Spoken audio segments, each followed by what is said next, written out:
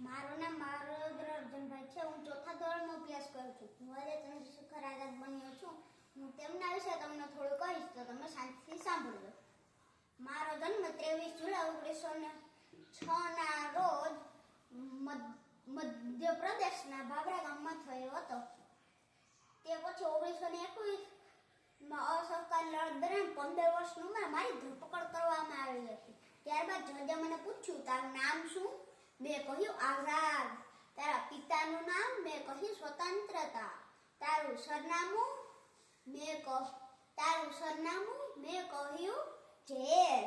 આ ઘટના પછી બધા મને આઝાદ તરીકે ઓળખવા લાગ્યા અને મેં પ્રતિજ્ઞા લીધી કે હું જીવત કોઈ દિવસ અંગ્રેજોના હાથે પકડાઈશ નહીં. અને મારી પ્રતિજ્ઞા પાળી પણ ખરી. પરંતુ કમનસીબે અલ્હાબાદ નેલફેડ પાર્કમાં જ્યારે હું અંગ્રેજ સૈનિકો વચ્ચે ઘેરાઈ ગયો ત્યારે મેં મારા ક્રાંતિકારી મિત્રોને પાર્કની બહાર મોકલ્યા અને હું ખુદ તેમની સામે લડવા લાગ્યો. છેવટે મારી પિસ્તોલમાં એક જ ગોળી વધી હતી. ત્યારે મને મારી પ્રતિજ્ઞા યાદ આવી અને મેં નક્કી કર્યું, હું આઝાદ હતો, આઝાદ છું और आजाद જ रहीશ.